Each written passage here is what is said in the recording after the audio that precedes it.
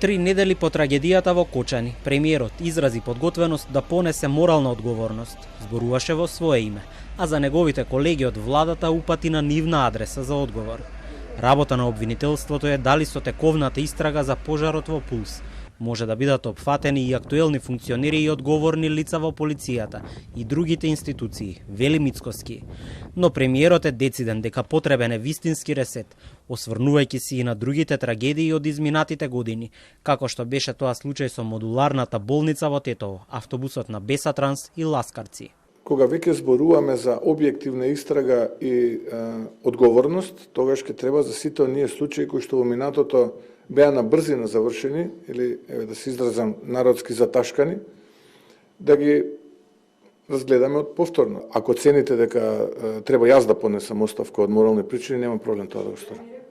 Мицкоски од владината говорница денеска му честита на изборот на председателот на СДСМ. Венко Филипче вчера го доби легитимитетот од членовите да ја предводи партијата, пошто веднаш потоа даде оценка за владата дека е најлоша власт што Македонија некогаш ја имала. Имаме уште една тешка друга борба, а тоа е да се бориме против оваа влада на ВМРО ДПМН знам и влен, која што во изминатите 10 месеци само покажа дека ниту знае, ниту умее да се справи со проблемите.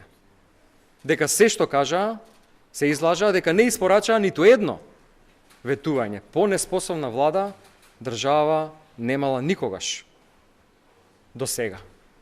Филипче пред неколку дена се сретна со Мицкоски за да разговараат за најважните и најактуелни државни прашања и планот за справување со нефункционалниот систем. Договорија да формираат заеднички работни групи кои ќе работат на усвојувањето на реформската агенда и првите закони кои треба да стигнат во собранието, а кои се однесуваат на правосудството, енергетиката и здравството. Председателот на владата денеска кажа дека не само од Филипче, туку очекува конструктивност од сите парламентарни партии.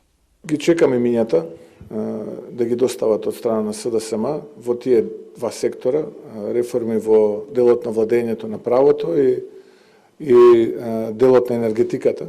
Тоа беа двете теми за кои што беше од страна на Венко Филипче изразена желба да учествуваат со своји представници во изготвувањето на реформските закони. Филипче минатата недела кажа дека нема да бара парламентарна анкетна комисија за Кочани, додека не заврши истрагата, иако стои на ставот дека таа се води селективно.